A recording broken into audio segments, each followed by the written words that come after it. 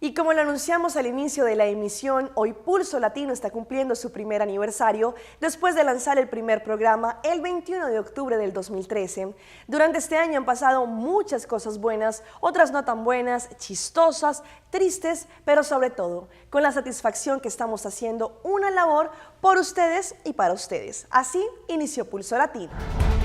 Hola, bienvenidos a Pulso Latino. Con gran orgullo me place saludarlos en esta, nuestra primera emisión estelar de Pulso Latino. Con los nervios como cuando se inicia el primer día de colegio, así empezamos Pulso Latino.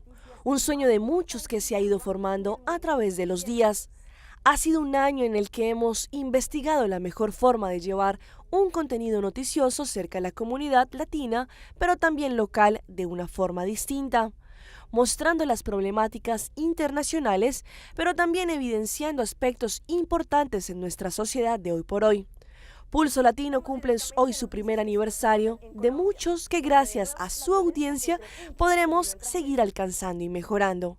De parte de todo nuestro equipo de camarógrafos, colaboradores, editores, Master Control, nuestro productor y todos los que hacen posible este sueño, gracias a nuestra audiencia por dejarnos entrar nuestro primer año a sus hogares.